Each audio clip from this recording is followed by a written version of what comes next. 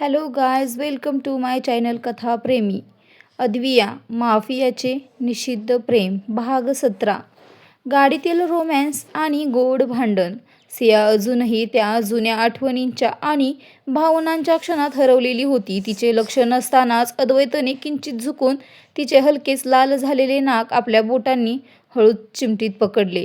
त्या स्पर्शाने ती दचकली आणि समोर उभ्या असलेल्या देखण्या अद्वैतकडे पाहत पूर्णपणे थक्क झाली.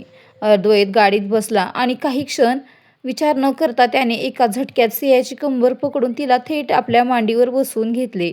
सिया पूर्णपणे हक्काबक्का झाली. तिचे डोळे विस्फारले गेले. ती अविश्वासाने त्याच्याकडे पाहत राहिली. पण अद्वैतच्या चेहऱ्यावर मात्र नेहमीप्रमाणे कोणतीही भावना बदलली नव्हती. तो एकदम शांत आणि गंभीर दिसत होता. सियाचा चेहरा लाजेने अगदी लाल झाला होता. तिची नजर इकडे तिकडे विरघुरू लागली होती.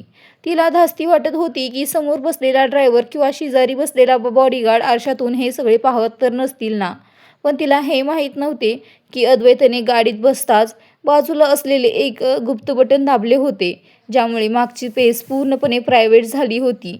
तिची ती घाबरलेली आणि भिरभिरती नजर पाहून अद्वैतने तिचा चेहरा आपल्या हातांनी समोर धरला. त्याचा आवाज एकदम कडक आणि हक्काचा होता. बेबी, मी इथे तुझ्यासमोर असताना तू इकडे तिकडे कुणाला पाहतेस? सिया पुरती गोंधळून गेली होती. तिच्या मनात राग, लाज आणि भीती यांचे काहूर माजले होते. ती अडखळत बोलू लागली, मी तर. पण अद्वैतने आपले डोळे बारीक करून तिच्याकडे इतक्या तीव्रतेने घुरून पाहिले की ती पुढचे बोलणे विसरून एकदम गप्प झाली. या बेशरम माणसाचं करायचं तरी काय, हेच तिला कळेनासे झाले होते. तिचा तो लाजेने लालबुंद झालेला चेहरा पाहून अद्वैतच्या ओठांवर एक मिश्किल हसू आले. तो तिच्या कानाजवळ वाकला आणि अत्यंत हळूवार आवाजात कुजबुजला, बेबी, तू मला फारच रिलॅक्सिंग वाटतेस. मला तर तुला आत्ताच्या आत्ता गिळून खाऊन टाकावंसं वाटते.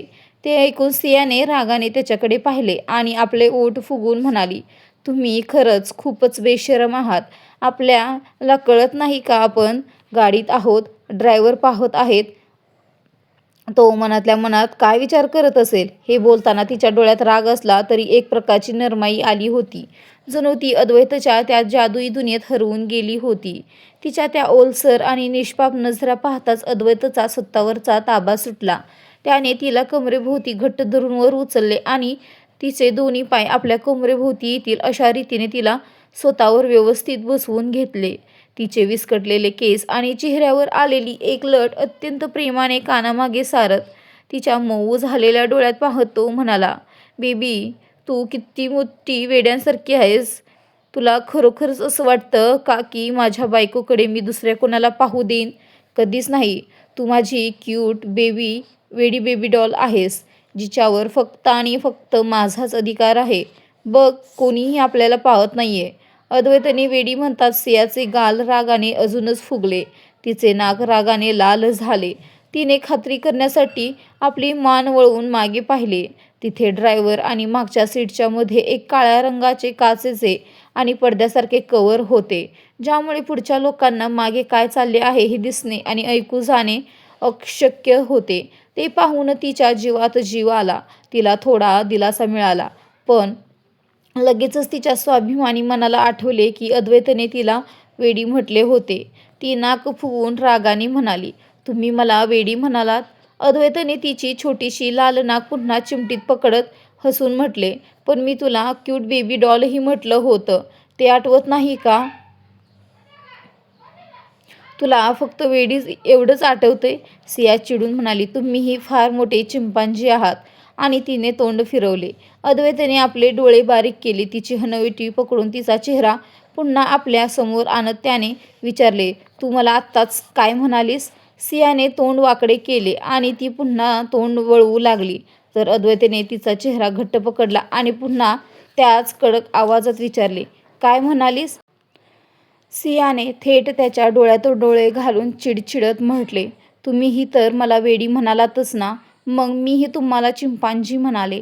हिशोब अगदी बराबर. तिचे हे बालिश बोलणे ऐकून अद्वैतच्या चेहऱ्यावर एक खुनशी हसू आले. तो म्हणाला, बराबरी कशी करायची हे मीच दाखवतो ना, तू नाही. सियाला काही समजायच्या आतच खूप उशीर झाला होता. अद्वैतने मागून तिची नाजूक मान आपल्या हाताच्या विळख्यात घट्ट पकडली आणि तिचे ओठ पूर्णपणे आपल्या ओठात घेत अत्यंत तीव्रतेने आणि आवेशाने तिचे चुंबन घेऊ लागला. सियाचे डोळे आश्चर्याने विस्फारले गेले. ती स्तब्ध होऊन त्याच्या देखण्या चेहऱ्याकडे पाहतच राहिली. अद्वैत तिच्या ओठांना जणू एखादी टेस्टी लॉलीपॉप असल्यासारखे अलगद चाखत होता. कधी वरचा तर कधी खालचा ओठ आपल्या ओठात दाबून घेत तो तिला स्वतःमध्ये सामावून घेत होता. त्यांच्या श्वासांची गती वाढली होती. ओठांभोवती एक अनामिक ओलावा मिसळला गेला होता. त्या तीव्र भावनेच्या भरात नकळत सियाने अद्वैतच्या शर्टचा कॉलर आपल्या हाताने घट्ट पकडून ठेवला होता. दुसरीकडे मुंबई युनिव्हर्सिटीच्या गजबजलेल्या कॅम्पसमध्ये एक वेगळाच ड्रामा घडत होता. मीरा तिच्या मैत्रिणींच्या टीमसोबत क्लासकडे जात असताना कॅम्पसमध्ये नुकतीच प्रवेश केलेली निक्की तिच्या नजरेस पडली. एकदम साधा सूट घातलेली, खांद्यावर साधी कॉलेज बॅग अडकवलेली, फर्स्ट इयरच्या क्लासकडे जाणारी निक्की. पण तिचा रस्ता अचानक अडवला गेला. मीरा आणि तिच्या मैत्रिणींची ती गँग निक्कीसमोर अत्यंत विचित्र आणि उपरोधिक हसत उभी राहिली. निक्कीचा चेहरा अचानक कठोर झाला. ती स्वभावाने नाजूक किंवा घाबरणारी मुलगी नव्हती, तर अन्याय झाल्यास जशास तसे प्रत्युत्तर देणारी करारी मुलगी होती. मीरा ही या नामांकित कॉलेजच्या मालकाची नात होती, त्यामुळे तिच्यासोबत नेहमी श्रीमंत घराण्यातील चमचेगिरी करणाऱ्या मुलीच असायच्या. याउलट निक्की ही स्वतःच्या गुणवत्तेवर स्कॉलरशिप मिळवून शिकणारी स्वाभिमानी मुलगी होती.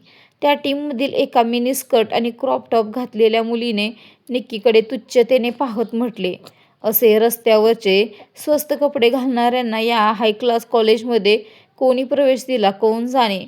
दुसऱ्या एका मुलीने तिच्या भोवती फिरत तिची खिल्ली उडवली आणि त्या सगळ्या मोठ्याने हसल्या.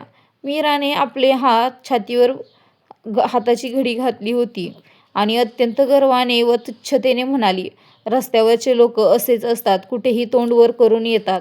पण त्याच क्षणी मीराला काहीच दिवसापूर्वी तिच्या भावाच्या घरी पाहिलेली तीच मुलगी आठवली.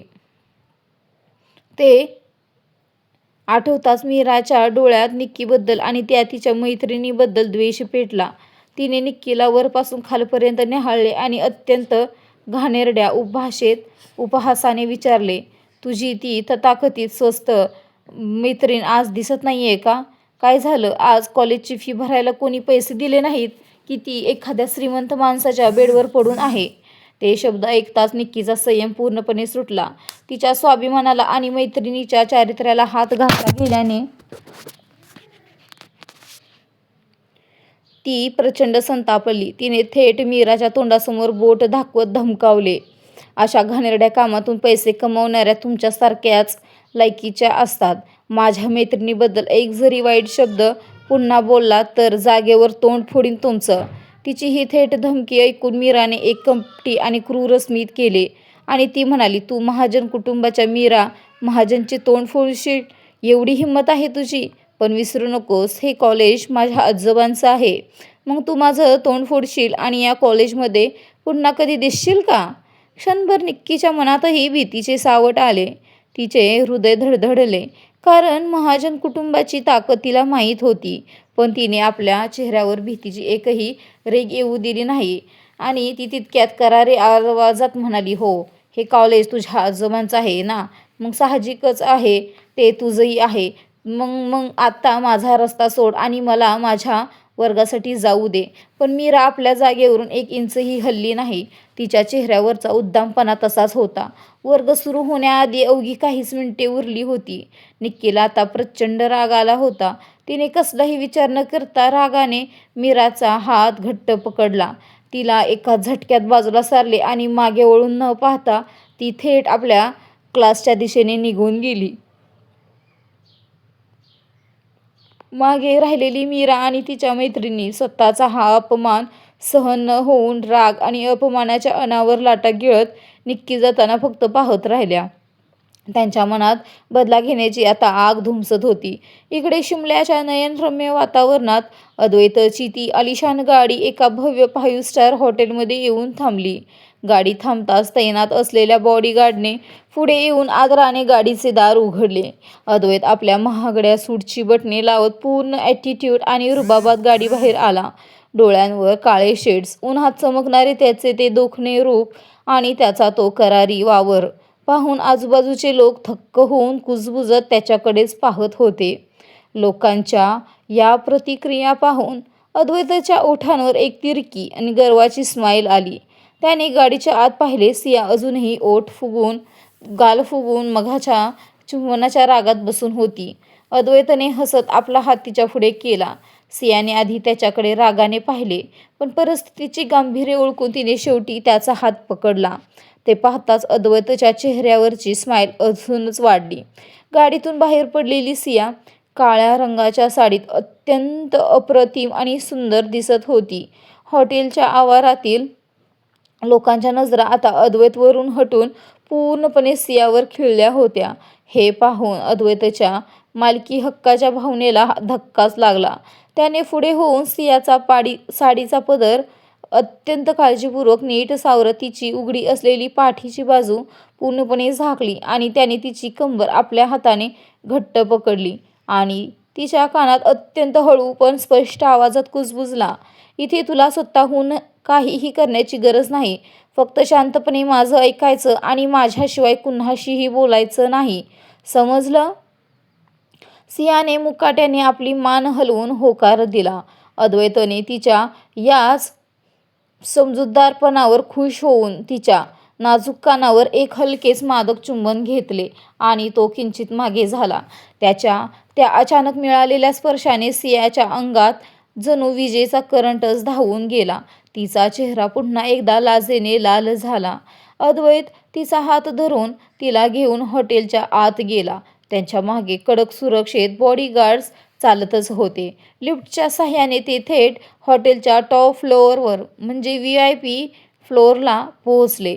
दोघे एका अतिशय आलिशान अशा प्रायव्हेट रूमसमोर थांबले, ज्याच्या बाहेर कडक सुरक्षा तैनात होती.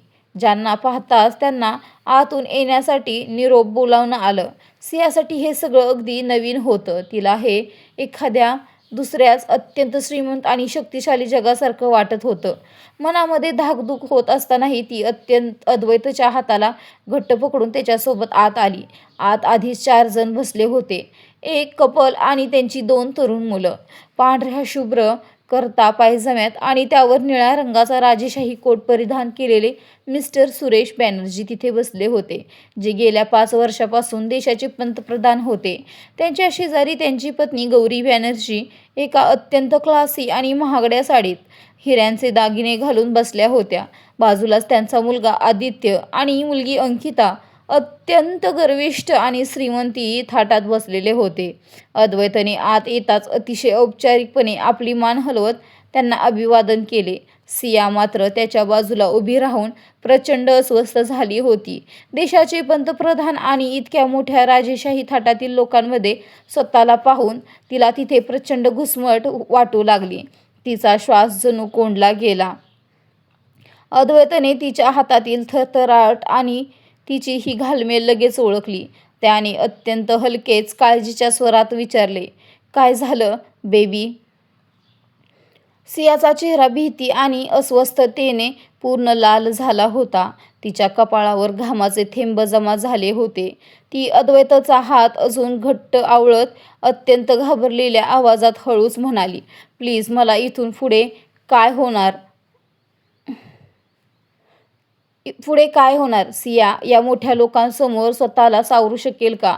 आणि अद्वैत तिला कशी मदत करणार? तर चला पाहूया." घाबरलेपणामुळे तिच्या कपाळावर घामाच्या धाराही दिसू लागल्या आणि ती विनवणीच्या सुरातच म्हणाली की प्लीज, मला बाहेर जाता येईल का? मला इथे श्वास घ्यायला त्रास होतोय. हे ठिकाण, हे लोक, सगळं माझ्यासाठी खूप वेगळं आहे. प्लीज, तुम्ही समजताय ना? तिच्या शब्दात स्पष्ट विनंती होती. आधी अद्वैत तिला इथेच थांबवणार होता, पण तिची ही अवस्था पाहून तो म्हणाला, "ओके फाईन, चल, मी तुला बाहेर घेऊन जातो." सिया लगेच त्याला थांबवत म्हणाली, नाही, ही मीटिंग महत्त्वाची आहे. मी कुठे दूर जाणार नाही. फक्त बाहेर थोडी मोकळी हवा घेतली की बरं वाटेल. तुम्ही मीटिंग करा. गरज पडली तर मला बोलवा. तोपर्यंत मी ठीक होईल. अद्वैतने दात आवळत तिला कठोर नजरेने पाहिलं. हळू आणि कडक आवाजात म्हणाला, तू इथून पळायचं नाटक तर करत नाहीयेस ना? सियाने आश्चर्याने आणि घाबरून त्याच्याकडे पाहिलं. नाही, मी का पळेन? मला खरंच बरं वाटत नाहीये. हवं असेल तर बॉडीगार्डला सांगा. तो माझ्यावर लक्ष ठेवू शकतो. अद्वैत काही क्षण तिच्या डोळ्यात पाहत राहिला, जणू तिची ती सचोटी तपासत होता. आणि मग म्हणाला, ठीक आहे जा, पण फार दूर जाऊ नकोस. काही लागलं तर बॉडीगार्डला सांग. खोटं बोलून इथून निघायचा प्रयत्न करू नकोस. नाहीतर माझ्यापेक्षा वाईट कुणीच नसेल, समजलं? सियाने मान हलवली आणि पटकन वळून बाहेर निघून गेली. आत बसलेले सगळेजण ही सगळी हालचाल पाहत होते. त्यांना संभाषण ऐकू येत नव्हतं, पण दोघांमध्ये काहीतरी चाललंय हे स्पष्ट दिसत होतं. आदित्यच्या नजरा सियावर वरून खालपर्यंत अजब पद्धतीने रेंगाळल्या होत्या, तर अंकिता अद्वैतकडे त्याची मजबूत व्यक्तिमत्व आणि देखणा चेहरा पाहत होती. दोघं पण, आदित्य आणि अंकिता, अद्वैत आणि सियाला पाहून नुसते लाळच गाळत होते असंच म्हणावं लागेल. अद्वैतला अजून कल्पनाही नव्हती की सियाला इथे आणून त्याने किती मोठी चूक केली आहे. तो मिस्टर बॅनर्जीकडे पाहून म्हणाला, चला आपण मीटिंग सुरू करूया. मिस्टर बॅनर्जी हसत म्हणाले, हो नक्कीच. तेवढ्यातच अंकिता बोलली, आधी थोडं खाऊया का, मग मीटिंग करूया. या निमित्ताने ओळखही वाढेल. तिचा हेतू कळताच अद्वैतच्या भुवया जुळल्या.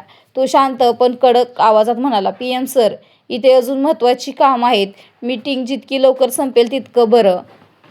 मला ओळखी वाढवण्यात रस नाही. मला फक्त बिझनेस महत्त्वाचा आहे. त्याची थेट आणि स्पष्ट भूमिका ऐकून सगळेच थोडेसे स्तब्ध झाले. अंकिताने मनातल्या मनात दात ओठात दाबले. तिला वाटत होतं की एवढ्या हँडसम माणसाला पटवणं सोपं जाईल, पण तो तितका सोपा नव्हता. अद्वैत कोणतीही प्रतिक्रिया न देता जाऊन एका सिंगल सोफ्यावर राजा बसावा तसा पायावर पाय टाकून बसला. सगळे त्याच्याकडे पाहतच राहिले. प्रायव्हेट रूममध्ये पीएम सोबत मीटिंग सुरू झाली होती. बॅनर्जी, त्यांची पत्नी, मुलगी आणि मुलगा सगळेच तिथे होते. अद्वैतचं पूर्ण लक्ष लॅपटॉपवरील प्रेझेंटेशनवर होतं, पण अंकिताच्या नजरा मात्र सतत त्याच्यावरच खिळल्या होत्या. कधी ती ओठ चावत होती, कधी पाय हलवत होती, तर कधी केसांची बट बोटात गुंडाळत होती. पण अद्वैतने एकदाही तिच्याकडे डुंकूनही पाहिलं नाही. त्याच्या चेहऱ्यावरचे ते कठोर भाव बदललेलेच नाहीत. तो इथे फक्त प्रोजेक्टसाठी आला होता. आदित्यची नजर मात्र दरवाजाकडे लागलेली होती. सियाला पाहिल्यापासून त्याच्या मनात मात्र वेगळीच खळबळ उडाली होती. बिझनेसपेक्षा त्याचं लक्ष हे दुसरीकडे जास्त होतं. आणि बराच वेळ स्वतःला आवरू न शकल्याने तो उठला आणि म्हणाला, एक्सक्यूज मी, मला वॉशरूमला जायचं आहे. आणि कुणीही त्याला अडवलं नाही. सगळ्यांना माहीत होतं की त्याला मीटिंगपेक्षा एन्जॉय करण्यातच रस आहे. तो पटकन बाहेर आला आणि आजूबाजूला नजर फिरवत सियाला शोधू लागला. त्याची नजर थोडी पुढे गेली तेव्हा कॉरिडॉर जवळच्या मोठ्या खिडकीपाशी सिया उभी दिसली. बाहेर पाहत असताना स्वतःला रिलॅक्स करण्याचा ती प्रयत्न करत होती. तिला इथे खूपच विचित्र वाटत होतं आणि वरून कालपासून तिनं नीट काही खाल्लंही नव्हतं. अद्वैतशी सतत भांडणं करताना जेवण मागेच राहायचं. पोटात कळा येत होत्या. थंड पाणी प्यायलं तरीही अस्वस्थपणा मात्र जातच नव्हता. तेवढ्यातच तिला अचानक पाठीमागे कुणाची तरी गरम श्वास जाणवले.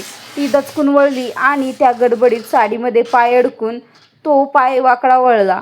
तो जाताच एका हातानं कुणीतरी तिची कंबर पकडून तिला स्वतःकडे ओढलं.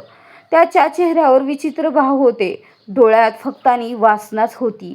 सियानं स्वतःला सावरत त्याला ढकलायचा प्रयत्न केला, पण त्याची हाताची पकड अजूनच घट्ट झाली. रागाने थरथरत तिनं त्याच्या तोंडावर एक जोरदार थप्पड मारली, इतकी जोरात की त्याचं तोंड एका बाजूला वळलं. पकड सैल होताच सियानं पूर्ण ताकदीनं ढकललं आणि तो 3-4 पावलं मागे गेला. तिनं स्वतःला साडीत नीट झाकत बोट दाखवत संतापात म्हटलं, तुझी हिंमतच कशी झाली मला हात लावायची? तुला माहीत आहे का मी कोण आहे? तिच्या समोर उभा असलेला तो दुसरा कुणी नसून आदित्य बॅनर्जीच होता. त्याला वाटलं होतं की ती त्याच्या जवळ येताच वितळेल, पण तसं तिनं केवळ नकारच दिला नाही तर थप्पडही मारली होती.